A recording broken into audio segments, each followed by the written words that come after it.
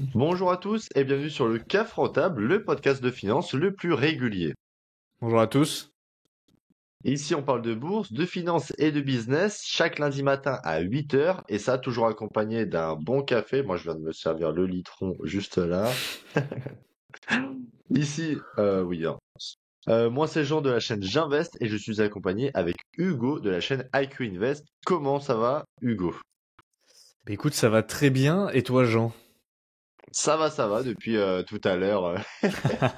On enchaîne les podcasts parce qu'on veut vraiment que tout le monde ait des podcasts tous les lundis matins à 8 heures. On met vraiment un point Tout à d'honneur à fait. ça. Et vu que là, on va rentrer dans les périodes familiales, voilà, de Les Noël, fêtes etc. de Donc, fin d'année, tout ça. on va faire un petit moment off pour nous, pour se retrouver en famille. Donc, forcément, il faut qu'on prenne un peu d'avance. Donc, ce week-end, eh Tout à ben, fait. on profite qu'il fasse pas très beau pour envoyer du podcast. Exactement. Écoutez, moi ça va plutôt pas mal. Et vous, chers auditeurs, comme d'habitude, comment allez-vous? Alors avant de vous plonger, un petit rappel, Fountain App, c'est l'application qui vous permet de gagner du Bitcoin en nous écoutant et de nous en envoyer en remerciement. Et n'oubliez pas de nous laisser des notes 5 étoiles sur les plateformes de podcast, ça nous aide Apple énormément. Podcast, Spotify, toujours. Deezer, ils font des podcasts? Ouais, je crois. Ouais. Je crois qu'on a un peu d'audience sur Deezer, et puis c'est pas énorme. On a 5% sur Deezer, tu vois. Ah ouais? 35% sur Apple Podcast, 34% sur Spotify, 9% sur Fountain, purée, et ça a bien augmenté Fountain, donc bravo à vous. Bravo à ceux qui écoutent le podcast et qui gagnent des sats, donc du Bitcoin en même temps. Bravo à vous. Donc 9%, c'est fort. Ensuite, on a 5% sur Deezer, et après, on a d'autres petites plateformes de podcast. Mais du coup, donc tout ça pour dire, et également donc les chaînes YouTube. Hein, n'oublie pas de suivre nos chaînes YouTube respectives. J'investe, IQ Invest, IQ Bitcoin, et également d'aller voir le site internet www.iq-invest.fr. Il y a pas mal de ressources qui vont être notamment rajoutées prochainement.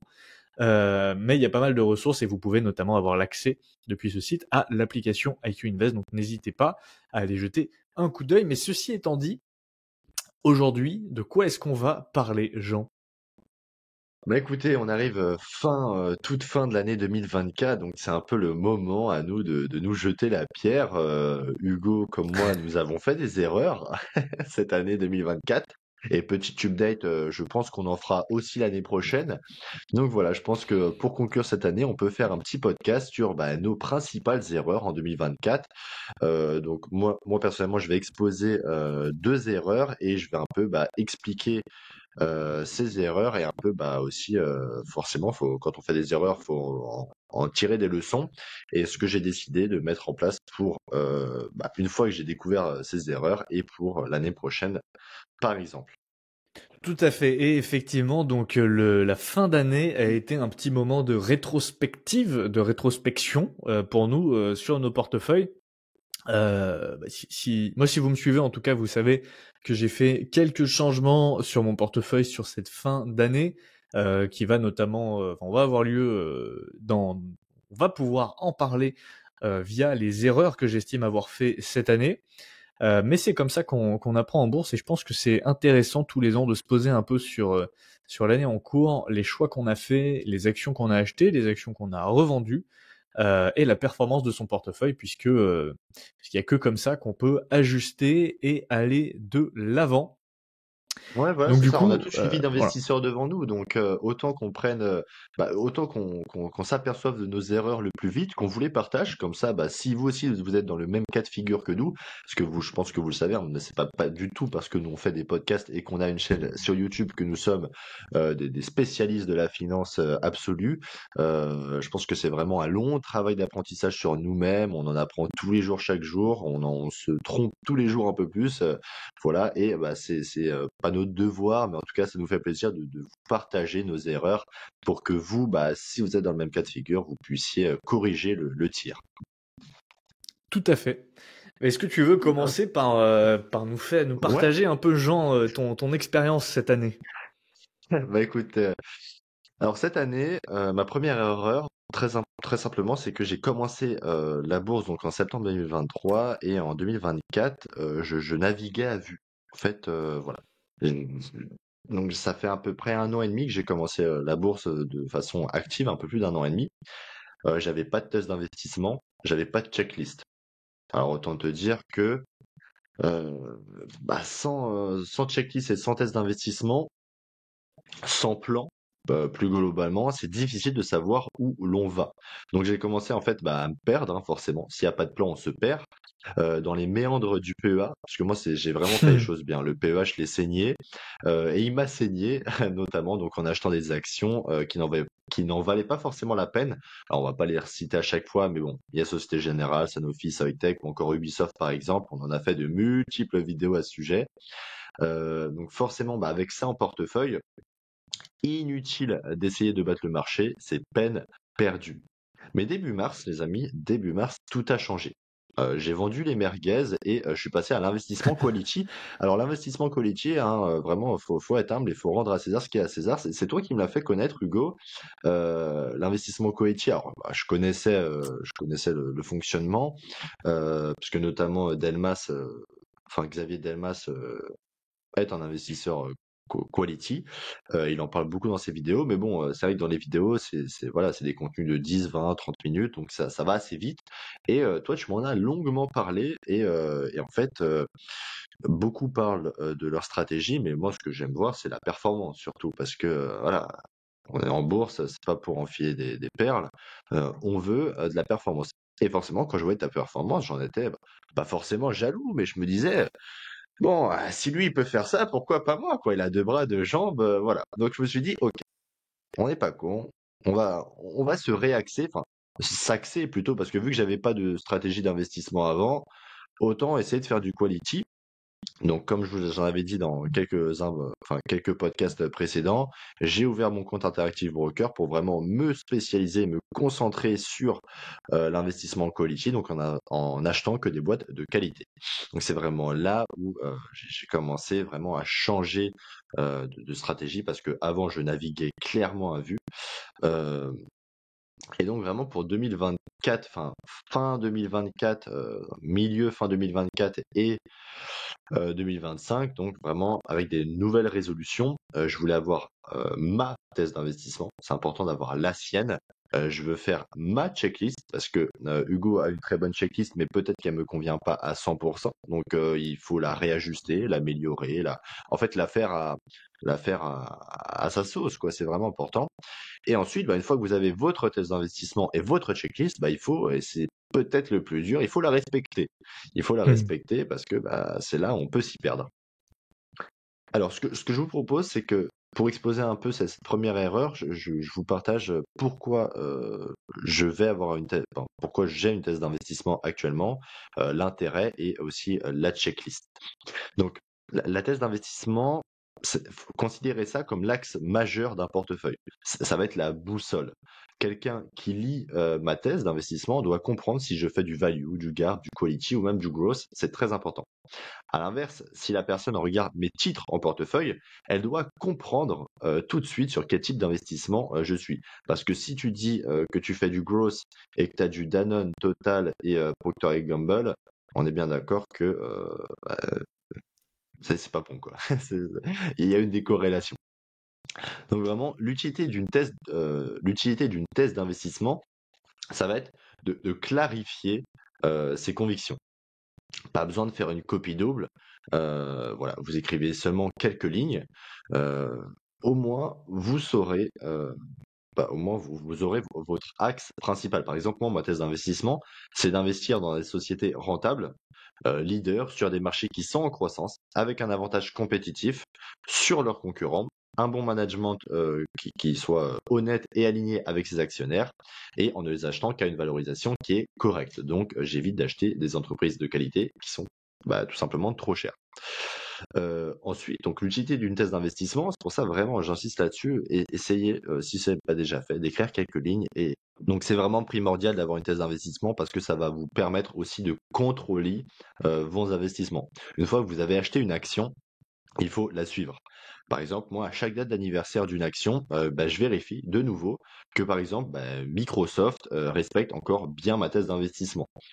Microsoft, comment dire, respecte à 100% ma thèse d'investissement, sauf que euh, maintenant, elle est trop chère. Donc, elle respecte plus ma valorisation. Je vais pas la revendre, mais par contre, je vais pas me renforcer. Voilà, ça peut être une idée. Et donc forcément, une thèse d'investissement, ça va être aussi une aide à la prise de décision.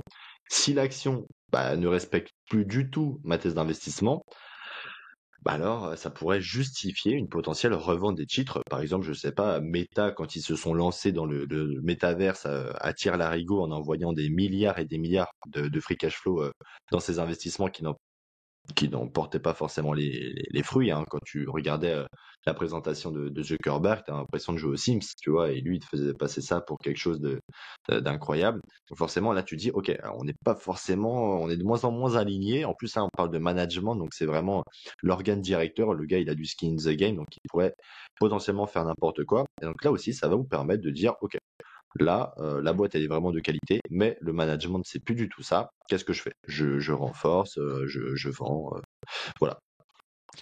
Euh, et inversement, hein, si chaque année les chiffres sont bons, que la valorisation elle est intéressante, et plus globalement que votre thèse d'investissement est respectée, alors vous pouvez ouvrir ou accumuler de nouveau une position. Et forcément, lorsque l'on a un plan, lorsque l'on a une thèse d'investissement, c'est vraiment quelque chose de très important, c'est que ça renforce notre confiance. Quand les marchés sont au plus haut, comme c'est le cas en ce moment avec nos indices qui volent de record en record, comme c'est le cas depuis cette année, hein, 2024 qui a été un très bon millésime et 2023, forcément on a tendance à être un peu trop sûr de nous. Mais quand ils vont baisser, voire même chuter, une thèse d'investissement, une thèse d'investissement bien construite, on est d'accord, ça peut vraiment nous aider à diminuer nos doutes.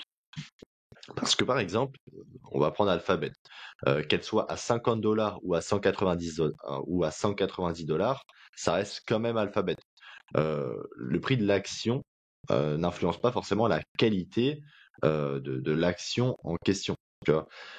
Donc, peu importe son prix, peu importe le prix d'Alphabet, parce que là j'ai pris l'exemple d'Alphabet, si votre thèse d'investissement respecte l'action en question, achetez-la. Je vous dis pas d'acheter Alphabet hein, forcément, mais tout ça pour dire que quand vous allez faire le point sur vos actions avec votre thèse d'investissement, c'est vraiment très très important que tout soit corrélé et que vous ayez vraiment là, je parle surtout en phase de baisse parce que si Alphabet perd 50% sur un an, par exemple, et que la qualité est encore au rendez-vous, ça veut dire qu'elle respecte encore vos thèses d'investissement. Donc, c'est le moment d'accumuler, de renforcer ou même d'acheter si c'est pas encore fait. Et par exemple, si on est en phase de hausse, là aujourd'hui à 190 $ ou 185 $, enfin, je sais pas, elle a repris encore 5% il y a quelques jours. Bon, forcément, c'est de moins en moins, kiffant à acheter. Toi, Hugo, est-ce que tu as une thèse d'investissement? Ouais, effectivement, j'ai une thèse d'investissement. Elle est pas forcément marquée noir sur blanc, mais ce que je peux dire de ma thèse d'investissement, c'est que j'achète des actions de qualité, euh, principalement dans des secteurs porteurs. C'est-à-dire que voilà, je vais préférer le secteur technologique à la consommation courante. Tu vois, typiquement, c'est pour ça que j'ai du mal avec Dollarama au Canada. Même si sur le papier c'est une action qui respecte tous mes critères, mais son secteur me fait un peu peur. Donc dans des secteurs en croissance, avec de forts retours sur capitaux, je pense que ça c'est un point sur lequel je suis de plus en plus regardant. Ouais. Une forte croissance des free cash flow, des fortes marges, peu de dettes, un dividende ou pas, ça c'est plus quelque chose qui forcément me freine pour acheter une entreprise. Si elle verse pas de dividende, ça m'est égal. Du skin in the game, c'est mieux, mais c'est pas forcément un critère que j'ai non plus. Par contre, moi, j'ai un critère intransigeant, c'est que l'entreprise doit être notée wide mode par Morningstar. Ça, c'est clair. Et également, je dois l'acheter à un prix qui me paraît cohérent par rapport à mon hypothèse de croissance et qui me permet d'avoir un rendement de plus de 12% par an, estimé sur les 5 prochaines années. Si c'est pas le cas, et si j'ai un prix qui n'est pas cohérent par rapport à ma thèse, du coup, par rapport à mon hypothèse de croissance, et bien dans ces cas-là, l'entreprise n'a pas sa place dans mon portefeuille, tout Ok. simplement. Et l'objectif, du coup, c'est de battre le S&P 500 avec des actions de qualité sur un portefeuille concentré de moins de 20 positions à très long terme, en gardant les positions pendant plus de 10, 15, 20 ans, si possible. Ok. Et toi, je sais que tu gardes au minimum 2 ans, 1 an ou 2 ans, une société en portefeuille avant de l'acheter, enfin Alors du avant de la coup, vendre. un an, là, les 3 sociétés que j'ai vendues récemment, ça faisait à peu près un an que je les avais en portefeuille. Euh, Après, tu vois, ça, c'est toujours une question un peu tricky de te dire est-ce que tu t'imposes une durée de détention ou pas. Parce que le problème, c'est que si tu t'imposes une durée de détention, mais que tu sais au bout de 3 mois que t'as fait une connerie, tu vois, il vaut mieux couper après 3 mois que garder encore pendant 9 mois. Et Euh, inversement, ça te force à justement, vu que tu sais que tu en as pour 1 an en portefeuille minimum, ça te force à vraiment faire une analyse qui soit au top du top, tu vois. Bah, ça dépend. Des fois, ça t'empêche pas de faire des conneries, hein, mais. Mais effectivement, ouais, il y a un peu de choses. C'est que oui, ça te force à te dire sur le papier, comme disait Buffett, hein, il faut que tu achètes des entreprises comme si le marché allait être fermé pendant 10 ans, tu vois, et que c'était impossible de voir son prix pendant 10 ans. Mais d'un autre côté, si tu sais que t'as fait une connerie, bah, est-ce que ça sert, est-ce que c'est vraiment utile de t'infliger encore cette connerie pendant 9 mois? Je sais pas. C'est une bonne question. Genre, tu vois, Ubisoft, si tu t'étais fixé 2 ans de détention, alors que tu savais que c'était une connerie, il aurait peut-être pas fallu attendre les 2 ans, quoi. Ouais, je pense. Mais ouais, c'est vrai que moi personnellement, je me force vraiment à garder au moins pendant 1 an une société parce que je sais que sinon j'achèterais tout. Tu vois, la semaine dernière, on a pitché Canadian Pacific Railway, là, enfin CPKC. Bon, bah, voilà, je pourrais l'avoir en portefeuille et je me dis, bon, allez, je vais l'analyser. Le problème, c'est que, est-ce qu'elle va vraiment rajouter de la performance à mon portefeuille? Est-ce qu'elle va vraiment rajouter quelque chose, euh, voilà, du piment au portefeuille? Honnêtement, je pense pas, tu vois. Très, Bah, très, tu vois, c'est très honnête. exactement pour ça, je pense que il faut être extrêmement, et en fait, bon, on va en reparler dans les erreurs quand je vais présenter les miennes, mais il faut être extrêmement exigeant sur qu'est-ce que t'achètes et à quel prix. C'est Mm. extrêmement important, en fait, parce que si Mais on, t'achètes, on en reparlera, voilà. on en reparlera juste après. Mais non, après moi ce que je peux vous conseiller, sinon bah voilà, vous prenez un ETF Nasdaq effet levier x2, vous en parlez plus au moins. Vous savez que toutes vos actions resteront en dessous. Je te jure. Bon, en vrai là, je me mets un peu en avant, mais bon, vous inquiétez pas que le premier marché baissier, je vais le sentir passer. Moi le premier.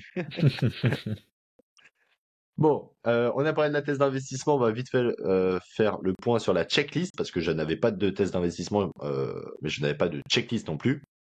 Et forcément, bah, la checklist, tel un pilote aux commandes de son avion, la checklist m'a énormément servi cette année pour éviter d'acheter d'énormes daubes. Alors, j'en avais pas du tout au début, jusqu'à mars, j'avais vraiment quasiment pas de checklist. Ensuite, j'ai commencé à en avoir une. Alors là, j'avais une checklist très très basique. Là, c'était quasiment 10 actions, 10 questions.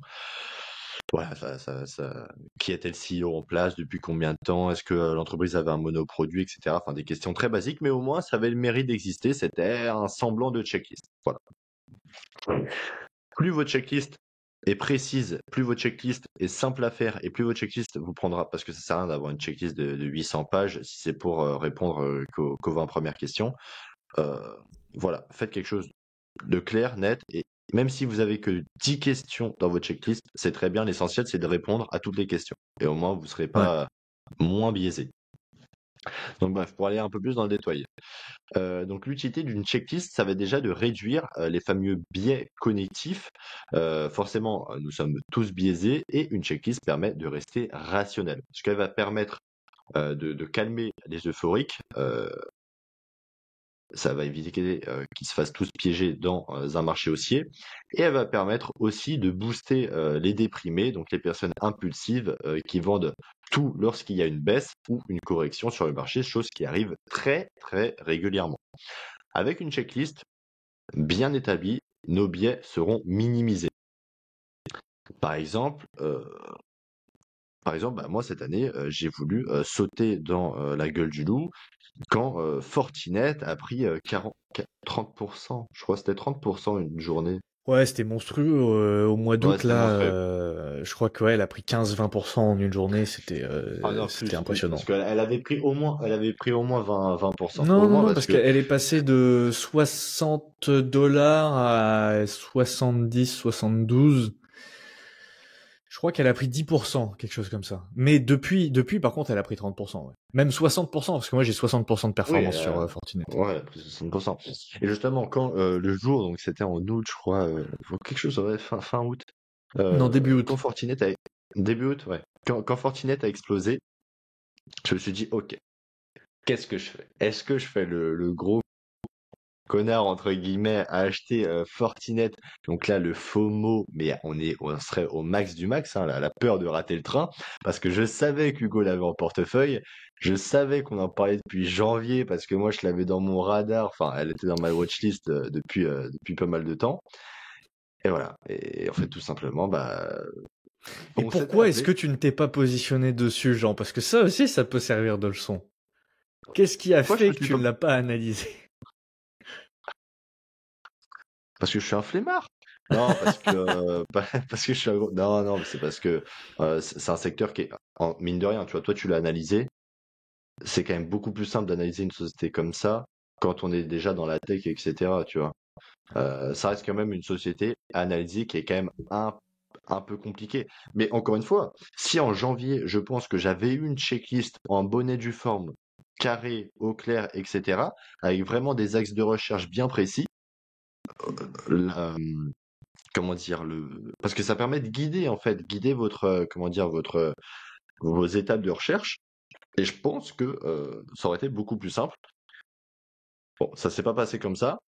Pourquoi je l'ai pas acheté en août? Tout simplement parce que bah, on s'était appelé et je sais pas si tu te souviens, mais je me suis dit, je te disais, putain, mais là, faut que je l'achète, faut que je l'achète, je vais tout louper, faut que je l'achète.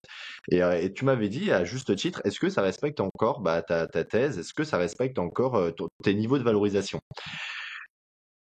Et là, c'est même pas FOMO, etc. T'as un chiffre, est-ce que ça respecte? C'est oui ou non? C'est question, voilà. Bon, ça respectait plus. Donc je l'ai pas acheté. Après, forcément, est-ce que je pouvais prévoir qu'elle prenne encore 20%, etc. Non. Mais de toute façon, je regrette pas. Je regrette plus de ne pas l'avoir analysé dès janvier que, tu vois, de ne pas l'avoir acheté il y a 2 mois encore de ça, parce que là, elle est toujours de plus en plus chère. Elle respecte plus mes niveaux de valorisation. Attends, ça se trouve, je te dis ça, mais l'année prochaine, elle est à 200 $, tu vois, et j'aurais plus que mes yeux pour pleurer. Mais bon. Et j'ai envie de te Et dire, bon, c'est pareil pour Nvidia, hein. Moi, Nvidia, quand je c'est pas. l'ai première fois que j'ai dit sur la chaîne Nvidia c'est trop cher, Oui. elle était à 400 $. 400 $ après split, ça fait 40 $ aujourd'hui. 40 $. Attends, Google Donc, t'as Finance, 140 là. NVDA, elle est à 134 $. Tu vois, à Ça, c'est 40 $, j'avais dit sur la chaîne, c'est trop cher pour moi. Elle est à 134 $. Mais en même temps, j'ai envie de te dire, c'est une exception parmi tant d'autres. Parce que pour peu que tu fasses la même sur une autre entreprise qui est moins exceptionnelle que ce qu'a pu faire Nvidia cette année, bah t'achètes trop cher et il te reste plus que tes yeux pour pleurer parce que t'as un rendement pourri, quoi. Ouais, voilà, c'est exactement ça. Donc, voilà, j'ai appelé Hugo, je me suis dit, ok Hugo, là vraiment, tu me saoules, j'achète Fortinet, voilà, j'ai loupé 10%, je vais l'acheter après les 10%. Il m'a dit, est-ce que ça respecte? J'ai dit non. Bon, bah, je l'ai pas acheté. Elle a pris ce qu'elle a pris entre-temps, mais c'est pas grave, on passe à une autre action. Il y a pas que Fortinet. Quand elle arrivera à des niveaux, alors c'est pas demain la veille, je pense qu'on est d'accord, mais quand elle retombera à des niveaux, bah, peut-être que là, je me déciderai. Mais encore une fois, moi, je suis très à l'aise avec les sociétés que j'ai en portefeuille. Ça aurait pu émettre une erreur en 2024 de ne pas être à l'aise avec ses actions. Voilà, Fortinet en portefeuille, c'est une société exceptionnelle, mais moi, j'ai un peu du mal avec ce genre de société. Bref, avoir une checklist bien établie, ça permet de minimiser aussi l'excès de confiance. Le fameux effet Dunning-Kruger, il y a pas mal de vidéos sur YouTube. J'en ai fait une, donc petit placement de produit pour ma vidéo.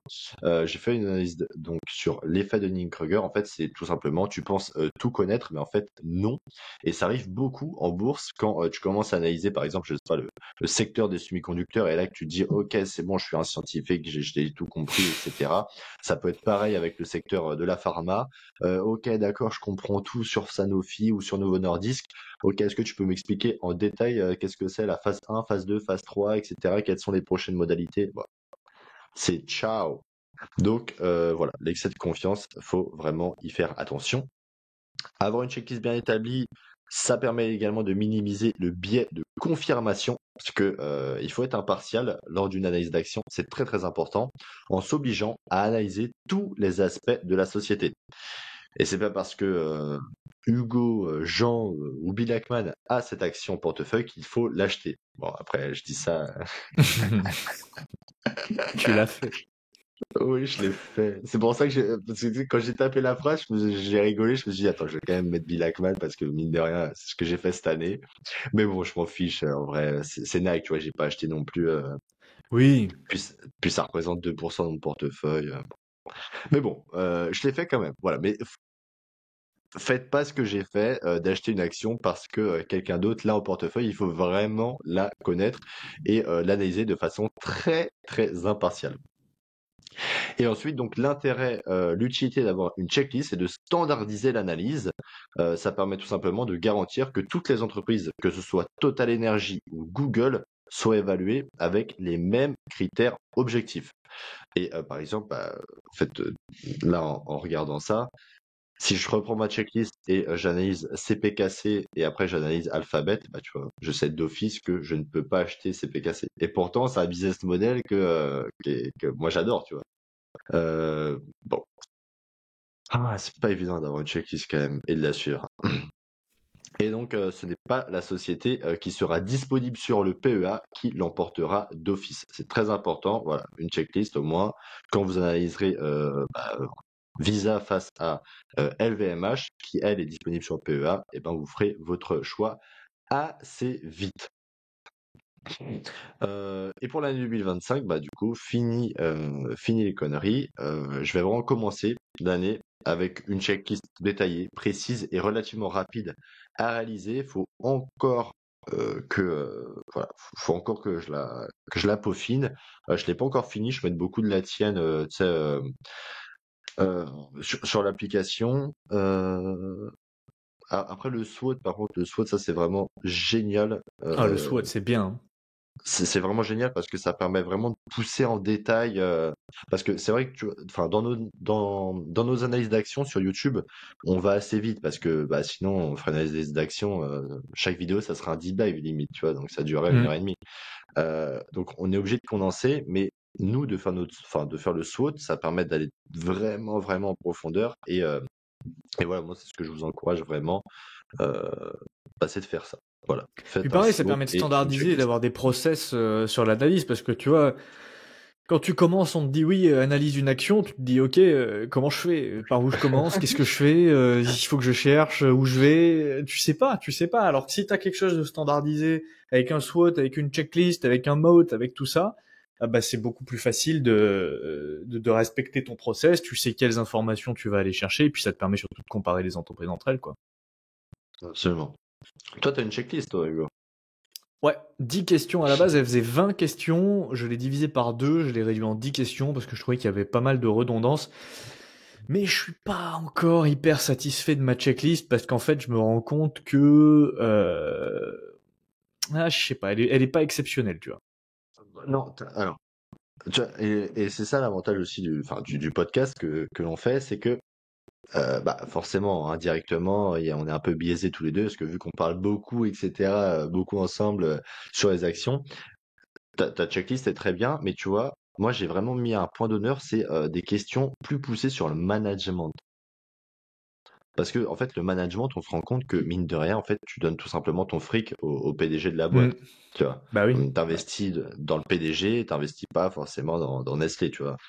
Et Et je m'en suis rendu compte, c'était quand j'ai commencé à faire un peu, à fouiller sur Texas Instruments, tu sais, le fameux fonds qui est Elliott Management qui était rentré au capital, Bill Ackman qui était rentré au capital de Google, etc. Ou même le truc de bouffe là, qui est super cher là, Chipotle. Chipotle. Ouais, Chipotle. Ah Et ouais, en on fait, n'y est quand pas j'ai allé commencé d'ailleurs. à... C'est trop cher, c'est beaucoup Je trop me cher. rappelle, on avait la dalle, on n'en pouvait plus, on avait faim, on avait tourné un podcast de 2 heures. Là, on regarde les prix et les quantités, les photos de Chipotle. On se dit, mais c'est pas possible. Attends, on va pas payer 20 balles pour 3 bouts de légumes crevés, tu vois, c'est impossible. Impossible. Du coup, on allait se faire un tacos, je crois.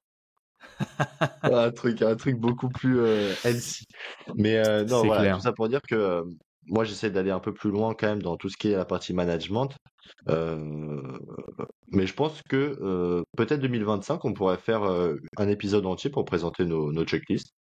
Pourquoi pas, effectivement. Mais Dites-moi en ça veut dire qu'il commentaire va si ça falloir que vous je refasse intéresse. la mienne parce que je suis pas satisfait de la mienne. Ok. Bon, assez parlé pour ma part. Donc toi, tu as une thèse d'investissement, une checklist, mais bon, je pense que tu as fait d'autres erreurs en Ça m'a 2024. pas empêché effectivement de faire pas mal d'erreurs en 2024. Notamment, la première, c'est que moi j'ai été beaucoup trop focalisé sur les actions européennes, que ce soit fin 2023 ou début 2024. Tout simplement parce que j'étais matrixé par le PEA, tu vois. Je m'étais dit, oui, j'ai enfin découvert l'investissement quality, tu vois. C'est comme si j'avais découvert l'électricité. Tous les connecteurs se sont alignés dans mon cerveau pour me dire, ok, j'ai compris comment fonctionne une analyse d'action. Je peux y arriver, tu vois. Je peux analyser une action et je vais analyser des actions. Et je me disais, du coup, je vais vouloir remplir mon PEA, je vais voir quelles sont les actions de qualité en Europe et je vais les analyser. C'est exactement ce que j'ai fait. Donc j'ai rempli mon PEA avec des actions européennes, avec 7 actions que j'ai achetées même. Alors attends, pour pas que je dise de conneries. En actions européennes, actuellement dans mon portefeuille, j'ai donc Evolution AB, Hermès, ASML, Deutsche Börse. Et j'avais acheté également L'Oréal, Dassault Systèmes et LVMH. Donc ça faisait 7, 7 actions européennes, 7 actions européennes en portefeuille. Et en fait, donc pour moi, ça a été une grosse erreur, simplement parce que l'Europe est un marché qui n'est pas porteur. Si vous devez focus vos efforts d'investissement, allez en priorité aux US, parce que les entreprises américaines sont bien supérieures sur beaucoup de points, mais notamment, c'est flagrant, quand tu analyses une entreprise américaine ou une entreprise européenne, les chiffres de suite n'ont rien à voir. Les entreprises américaines, elles ont des marges plus élevées, elles ont toujours des retours sur capitaux plus élevés, elles ont moins de dettes, elles ont une croissance magnifique, c'est beau, c'est linéaire, elles ont un beau dividende, elles font du rachat d'actions, ce que les sociétés européennes ne font pas. Il y a très très peu de sociétés européennes qui font du rachat d'actions. Pour un peu étoffer ton propos, donc l'Eurostock 600, les 600 Ah plus bah grosses alors, capitalisations tu me européennes. voles Ah, mon... ah, ah, ah, ah. Vas-y, je t'en prie. Attends, parce que du coup, je vais partager mon écran un peu pour Ok, illustrer ce vas-y. propos. Mais le marché européen, il faut bien se rendre compte qu'il est éclaté. D'accord? Le marché européen est éclaté. Et ce graphique parle de lui-même. Donc là, je vous ai mis, donc on est sur le site Just ETF, un petit graphique avec le S&P 500, le MSCI World, le Nasdaq 100 et le Stoxx 50. Qu'est-ce qu'on constate depuis 2015? Le Nasdaq 100 qui explose tout le monde avec 720% de performance du Nasdaq 100. Ensuite, le S&P 500 qui explose tout le monde avec 403 de performance. Le MSCI World qui fait moins bien avec 260% de performance, tout simplement puisque il est mixé avec de l'Europe. L'Europe qui a fait 106%, 115% de performance sur la même période. Donc on voit qu'on a 7 fois plus de performance sur le Nasdaq et 4 fois plus de performance sur le S&P 500. Et là, vous allez me dire, oui, les performances passées ne présagent pas des performances futures. Oui, on sait, on connaît tous ce principe. Merci. Mais je pense qu'il ne faut pas être un génie pour comprendre qu'il n'y a pas d'avenir en Europe. Je suis désolé, les gars. Où est-ce que vous voyez de l'IA en Europe? Où est-ce que vous voyez du cloud en Europe? Où est-ce que vous voyez des voitures électriques en Europe? Est-ce que vous voyez un Tesla en Europe, un Elon Musk en Europe, un Jeff Bezos en Europe? Est-ce qu'il y a Apple en Europe? Honnêtement, regardez autour de vous, ouvrez, regardez chez vous concrètement, tous les appareils technologiques que vous utilisez. Votre télé, elle doit être chinoise ou américaine. Votre ordinateur, il est sûrement chinois ou américain. Votre OS sur l'ordinateur, il est forcément américain, parce que vous avez soit macOS, soit Windows. Votre téléphone, il est fabriqué en Chine, mais il est américain, parce que vous avez soit un Apple, soit un Google, enfin Android. Le logiciel que vous utilisez, le navigateur que vous utilisez est américain, puisque vous utilisez probablement Google Chrome. La plateforme sur laquelle vous nous écoutez est probablement américaine si vous écoutez sur YouTube ou sur Apple Podcast. Bon, allez, je vous accorde, si vous écoutez sur Spotify, vous êtes en Europe, vous êtes en Suède. Mais enfin bon, là vous êtes pointilleux. Vous habillez en américain. Nike, Levi's, pas Lululemon, Voilà. mais bon. Mais bon, là on n'est pas dans la tech, mais effectivement, concrètement, regardez autour de vous.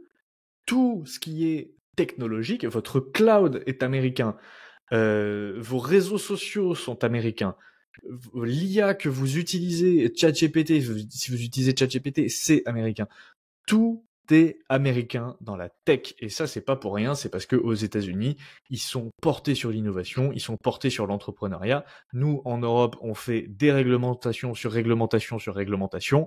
Forcément il n'y a pas d'innovation en Europe. En plus de ça on a une population qui est vieillissante, bien plus vieillissante que les États-Unis. Et Mais voilà, même, tu vois, on juste est un continent bureaucrate. c'est ça. Et pour rebondir sur ce que tu dis, nous là, enfin, je vais dire plus globalement l'Europe, mais bon, c'est beaucoup la France. On veut être à la pointe de la technologie sur l'énergie renouvelable. On fait que nous en parler de l'énergie renouvelable. Il n'y a Mais pas d'avenir là-dedans. on est éclaté sur l'énergie renouvelable. Les États-Unis, ils nous mettent une avance, et pourtant, eux, l'énergie renouvelable, on le sait, ils s'en tapent. Ils ont quasiment pas de subvention, hein, comparé à nous, où toutes nos entreprises d'énergie renouvelable sont quasiment en déficit et sont subventionnées à n'en plus finir. Mais bon, après, ça peut faire le sujet d'un autre podcast, tout ça pour dire que, bah oui, il y a quand même beaucoup moins d'avenir en Europe. Alors, on n'est pas des pessimistes, mais c'est vrai que si je dois ouvrir une société de tech, je préfère la faire aux États-Unis. Et concrètement, qu'est-ce qui reste en Europe? Il reste des bagnoles, mais moi je mettrais pas une pièce sur les Allemands, tu vois. Il Des reste pinards. des sacs pour riches, tu vois. LVMH, Hermès, ok, très bien. LVMH, Hermès, c'est des belles entreprises, mais t'en as deux, quoi. T'en as deux sur toute la France qui valent le coup. Est-ce que t'as de la tech en Europe? Non, on fabrique pas de smartphones, on fabrique pas d'ordinateurs, on fait quasiment pas de logiciels. Oui, t'as quelques startups qui sortent du lot en France, mais c'est pas non plus la panacée. T'as une entreprise de tech qui vaut le coup en Europe, c'est ASML. Oui, là je suis d'accord, ASML ça vaut le coup. Personnellement, je l'ai en portefeuille. T'as peut-être quelques entreprises suédoises, allez, ok, qui valent le coup, mais globalement c'est tout, quoi. Il y a rien qui se passe en Europe. On a que de la banque, que des trucs comme ça. Donc pour moi, il n'y a pas, voilà, pour moi il n'y a pas d'avenir en Europe. Et concrètement, pour moi, ça a été une erreur de trop me focaliser sur l'Europe. Et donc ma résolution pour 2025, ça va être de me concentrer prioritairement sur les actions américaines. Je vais mettre mes efforts d'analyse et je vais recentrer mon portefeuille sur les actions américaines, puisque je pense que c'est là qu'est l'avenir. Je vais même plus précisément concentrer mes efforts d'analyse sur les entreprises tech américaines, parce que je pense qu'il y en a encore beaucoup qui valent le coup, puisque en Europe, bah, comme on l'a dit, il n'y a pas d'IA, il n'y a pas de cloud, il n'y a pas de Magnificent Seven, il n'y a pas d'Elon Musk, il n'y a pas de Nvidia, il n'y a pas de Jeff Bezos, il n'y a personne. Et bah, de toute façon, les performances parlent d'elles-mêmes, hein. Vous avez vu la différence entre la performance des différents ETF. Et pour moi, c'est pareil sur ma partie ETF. Aujourd'hui, je suis 100% US. J'ai revendu depuis longtemps mon MSCI World. Je ne crois pas non plus dans les marchés émergents. J'ai 80% d'ETF S&P 500, 20% d'ETF Nasdaq 100. Et je pense que ça restera comme ça. Le seul ETF que je pourrais acheter, c'est peut-être le LQQ, le fameux Nasdaq x2. Et il a l'air marrant celui-là. Mais on verra parce que 1100 € la part, ça me fait un peu, ah, c'est chiant. J'espère qu'ils feront C'est un petit peu. chiant, ça fait mal. Voilà. Et ensuite, du coup, moi, ça m'amène à la deuxième erreur que j'ai fait, c'est que du coup, j'ai voulu absolument remplir mon PEA. On est biaisé par le PEA, on se dit l'Europe c'est génial, je vais avoir une carotte fiscale, mais comme pour tout, quand il y a une carotte fiscale, c'est probablement que il y a un problème. Mais bref, j'ai voulu trop d'Europe, ce qui m'a poussé à acheter des actions européennes, notamment trop chères, puisque c'est attractif, forcément, ça donne envie. On a envie d'avoir des actions européennes, et plus particulièrement, on a envie d'avoir des actions françaises. Qui n'a pas envie d'avoir du LVMH, du L'Oréal, du Hermès en portefeuille, du Dassault Systèmes? Forcément, ça fait envie. Mais du coup, Le personnellement, bien j'ai acheté... domestique, ouais. Voilà, j'ai acheté beaucoup trop cher certaines actions. Pour vous montrer ici, si je partage très rapidement, tac, ici sur mes positions, position fermée. Si on regarde L'Oréal, j'ai fait n'importe quoi. Tu vois, je l'ai acheté ici à 424 euros. LVMH, je l'ai acheté. Alors, ces points d'achat, ils étaient... Ouais, si, c'était horrible, mais regarde, je l'ai acheté à 847. J'ai fait, mais c'est du grand n'importe quoi. Je sais même pas Celui de comment... 847, ça a été chaud. Ouais. il fait extrêmement mal, hein. Et tu sais pourquoi j'ai fait ces erreurs? Parce que je n'avais pas une méthode, et là ça rejoint tes points sur la checklist et la thèse d'investissement, c'est que j'avais pas une méthode de valorisation fiable. Et je pense que avoir sa thèse d'investissement, sa checklist, c'est très bien. Mais il faut aussi avoir sa méthode de valorisation. Il faut déterminer un prix pour une entreprise. Et après, c'est binaire. Si c'est au-dessus, t'achètes pas. Si c'est en dessous, t'achètes. Tout simplement. Et c'est ok de pas acheter une entreprise parce que si vous l'achetez trop cher, vous allez vous en mordre les doigts. Personnellement, ça a été le cas. Et si vous achetez trop cher, vous aurez un mauvais investissement, tout simplement. Et regarde, Dassault Systèmes, c'est pareil, c'est catastrophique. Regarde ça. Regarde où je l'ai acheté. 44 euros ici, c'est n'importe quoi. To the Bref, moon. to the moon. Donc clairement, vouloir me focaliser sur les actions françaises et européennes, ça a fait que je les ai achetées trop cher, au détriment donc de ma performance, au détriment du bon sens également. Et voilà, je pense que c'est extrêmement important d'avoir sa méthode de valorisation. Vous pouvez utiliser la mienne ou utiliser une autre, hein, d'ailleurs. J'explique en long, en large et en travers sur la chaîne YouTube comment j'utilise cette méthode de valorisation parce qu'elle est relativement simple et moi je trouve que c'est ça qui fait la beauté de cette méthode, c'est sa simplicité, elle est simple à comprendre et le fait de la comprendre, ça permet de mieux la respecter. Puisque si vous comprenez pas d'où sort votre prix juste, vous n'allez pas le respecter puisque vous Ouais, n'allez pas c'est le ça. comprendre. Si tu commences à Tu vois? sortir des méthodes de DCF où faut rentrer 800 paramètres et tout, moi le C'est premier, ça. honnêtement, T'as, ça y est, j'ai t'as- pas envie en fait. T'as des méthodes de DCF, faut que tu calcules le WACC, faut que tu calcules le taux d'imposition, le machin, le truc. Je suis pas ingénieur financier, moi. Je me, Je suis je me pas suis arrêté. comptable. Moi, j'ai pas fait maths sup, maths spé, je sais pas quoi, le WACC, tout ça. Calmons-nous. Moi, j'ai une méthode, j'ai 2 paramètres dans ma méthode, ça me suffit largement. Je comprends d'où sort mon prix juste, ça me sort un rendement, c'est binaire. Si ça respecte, j'achète. Si ça respecte pas, j'achète pas. Et puis voilà. C'est pas parce que vous avez une méthode que vous n'allez pas vous tromper, mais au moins vous avez une boussole. Vous naviguez à vue, vous naviguez pas à l'aveugle dans les marchés en achetant n'importe comment et en achetant n'importe quoi. Mm. Donc du Ça coup, peut être j'ai tout bon, hein, ça se clôturé. trouve, Ouais. la méthode de valorisation, vous pouvez prendre le PER actuel et le PER sur 10 ans. Bon, bah, si le PER actuel il est inférieur au PER sur 10 ans, bon, bah, ça peut être un point d'achat parce que historiquement, le PE, voilà, le résultat net se paye moins cher en ce moment que sur 10 ans. Faut que la méthode de valorisation, faut que ça soit la vôtre. Vous pouvez vous inspirer des nôtres, etc. Mais faut que vous la compreniez parce que nous, on passe beaucoup de temps sur la bourse, on passe beaucoup de temps à s'intéresser à tout ça. Mais il y en a, et je le comprends totalement, en fait, ils s'en tapent, ils veulent juste du rendement. Tu vois, et c'est pour ça qu'il y a eu l'essor de Ouais. ces ETF, etc. Et ils ont pas envie de passer du walk, ils veulent calculer les free cash flow, faut enlever les OCF, enfin, les paiements des dirigeants en actions, etc. Putain, franchement, quand tu veux juste avoir une performance de 8%, ouais, t'as envie d'aller à l'essentiel et t'as pas envie de te taper une méthode de DCF ou de reverse DCF, etc. Et ça y est, au bout d'un moment, Ouais, c'est clair. Et moi, d'ailleurs, c'est ce que je dirais à tout le monde, hein. Tu sais pas quoi acheter, achète du S&P 500. Tout simplement, achète l'Amérique. L'Amérique, c'est l'avenir.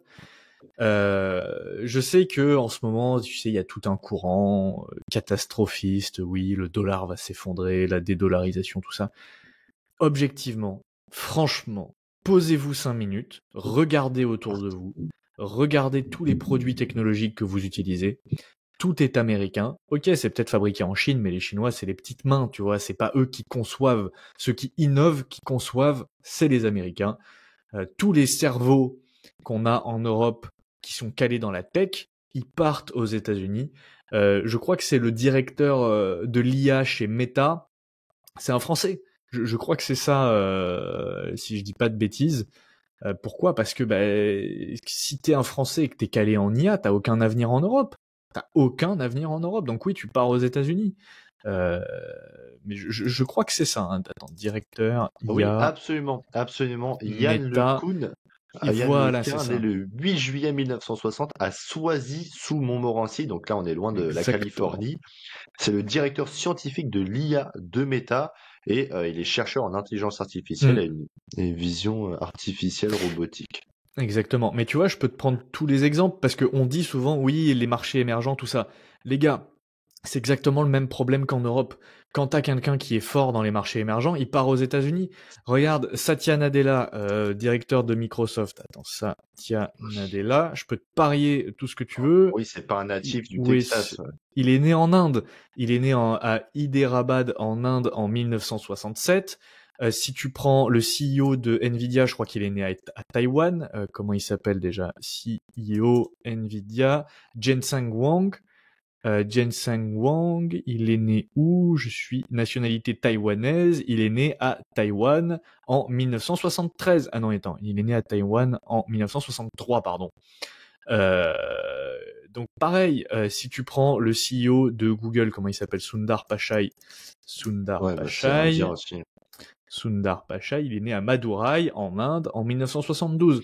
Donc, Et on que peut ce prendre soit les les exemples de Européens, Applied Materials. Ouais. bien sûr, tu regardes les mecs, on a fait le deep dive dessus. Les mecs, c'est des PhD, donc des docteurs en ingénierie, en Tech. électro, machin, enfin, en tech, ils sont hyper calés dans le domaine sur les technologies des semi-conducteurs. Ils sont nés en Inde, mais ça les a pas empêchés d'aller aux États-Unis. C'est pas parce que, enfin, l'innovation est aux États-Unis, donc n'importe qui dans le monde qui sera calé en tech, il va finir aux États-Unis. C'est comme ça. On peut rien y faire. On peut aimer, ne pas aimer. Bref, c'est pas le sujet. Le sujet, c'est que si tu veux du rendement pour ton portefeuille, il faut acheter les États-Unis, tout simplement. Et c'est pas prêt de s'arrêter dans les 10, 20 prochaines années, parce que c'est pas demain la veille que les Indiens viendront en Europe pour monter des boîtes de l'IA ou pour devenir CEO de Google. Et c'est pas demain la veille que nos top ingénieurs en IA en France monteront leur société en France, parce qu'ils ont pas envie d'être emmerdés par l'URSSAF, parce qu'ils ont pas envie de payer 40 millions d'impôts, parce qu'ils ils ont Ah, pas mais c'est envie vrai, c'est d'entendre vrai. tous les 4 matins que les méchants actionnaires, les méchants entrepreneurs, les méchants dividendes, ils ont envie d'aller dans un pays où on adore les entrepreneurs, Ouais. voilà, l'innovation, tout simplement. Mais Donc, ça se retrouve dans tous les secteurs, tu vois, parce que bien nous, sûr, les médecins et les chercheurs, les scientifiques français, on a l'Institut Curie, l'Institut Pasteur, etc., mais ils se barrent tous aux États-Unis. Et inversement, ceux des pays émergents, les médecins, ils viennent en France. Tu vois, parce que chez eux, bon, bah, c'est pas top, ils viennent en France, et nous, bah, les médecins français, ils vont aux États-Unis ou dans des pays vraiment plus développés, on va dire. Donc, c'est ça se ça. retrouve vraiment partout. Donc globalement, si on récapitule, trop d'Europe, acheter trop cher, et également donc la troisième erreur que j'estime avoir fait, c'est avoir trop d'affect, trop de biais domestiques, puisque forcément les actions françaises, on l'a dit, c'est attrayant sur le papier, hein, L'Oréal, LVMH, Hermès, c'est sexy, c'est séduisant, mais en bourse, il faut pas avoir d'affect, en fait, tout simplement, il faut avoir sa thèse d'investissement, il faut avoir sa checklist. Ce qu'on vise en bourse, c'est du rendement. Objectivement, t'investis pas en bourse pour Pour je le sais pas kiff, ouais, moi, ouais. enfin tu peux aimer ça, mais concrètement, si t'es là à la base, c'est probablement parce que t'as envie d'avoir une certaine liberté financière, parce que t'as envie d'augmenter ton patrimoine, parce que t'as envie d'augmenter tes revenus, peut-être via le biais des dividendes, j'en sais rien. Mais si t'es en bourse, c'est parce que t'as envie de générer du rendement.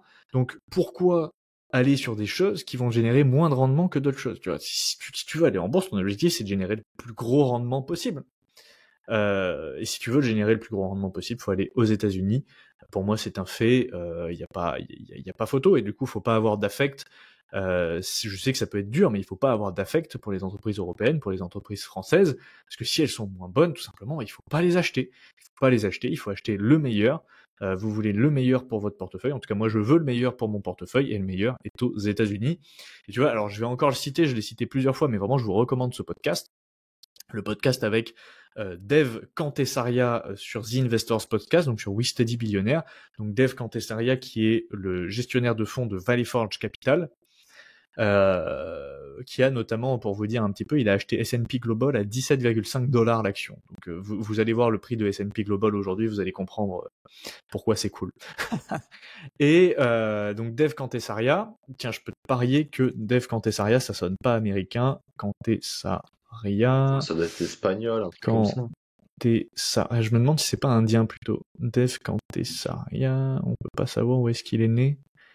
Ah oui, Oui, Kantesaria, oui. Je ouais, pense non, qu'à mon avis, c'est il a une tête indien, c'est d'Indien, avec un donc il K. doit être né en Inde.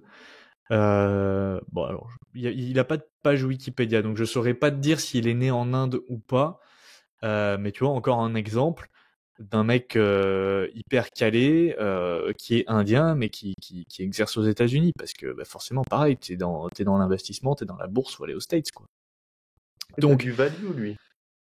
il fait plutôt du quality, mais ouais, il achète pas à n'importe quel prix.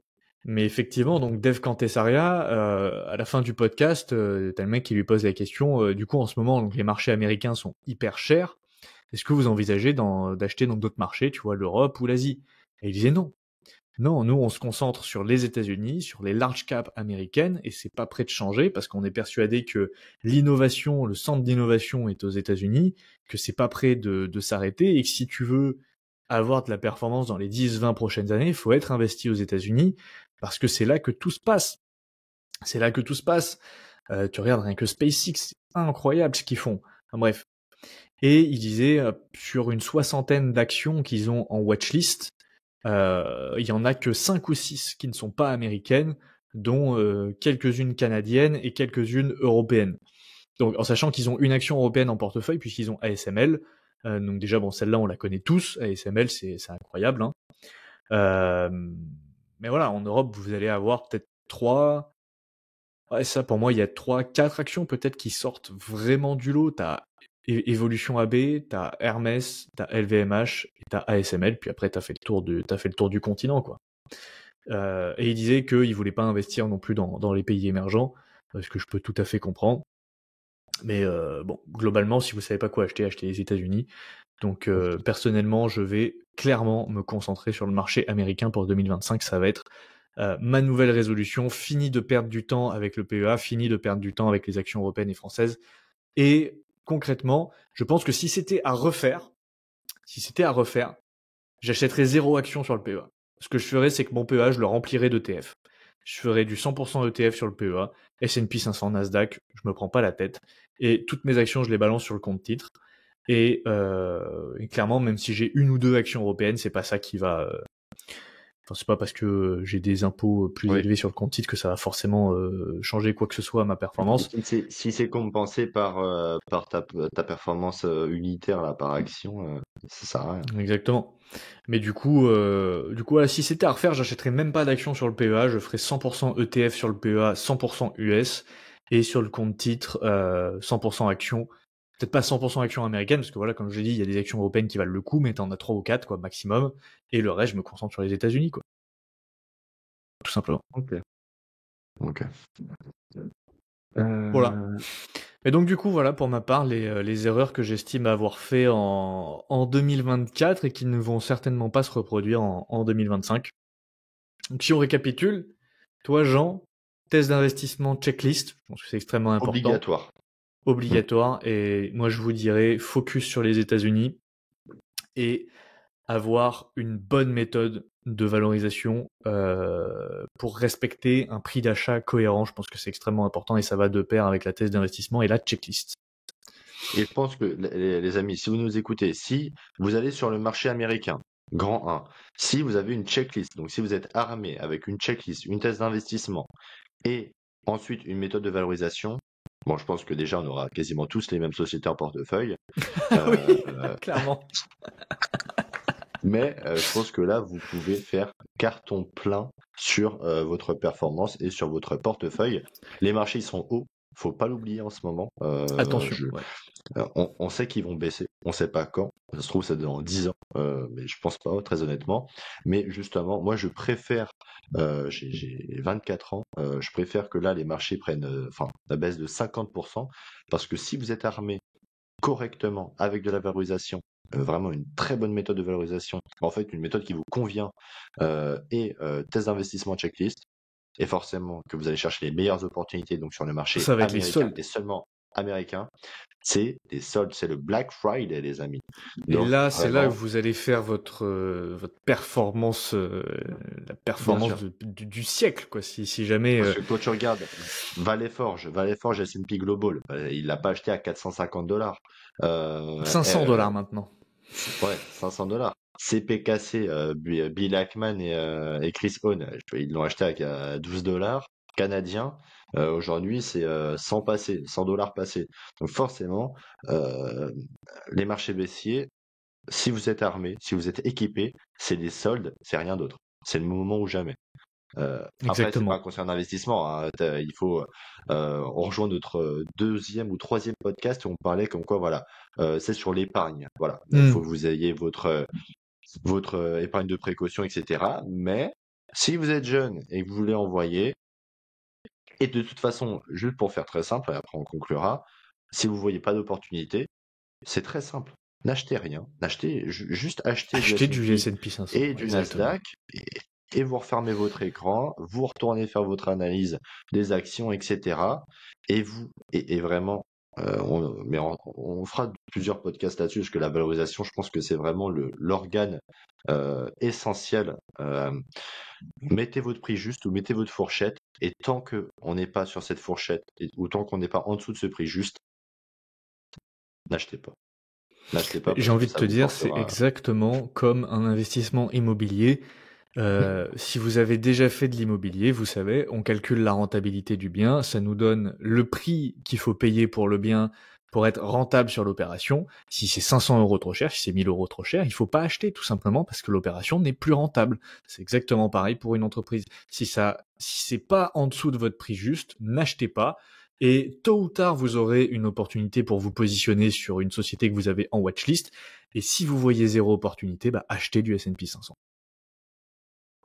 Absolument. Voilà. Ok, bah je pense qu'on est pas mal. Qu'on arrive à la fin de l'épisode, on espère encore une fois que ça vous a plu. On vous aura partagé nos expériences de cette année, nos petites erreurs de cette année. Donc j'espère que vous aurez appris quelque chose d'utile avec nous aujourd'hui.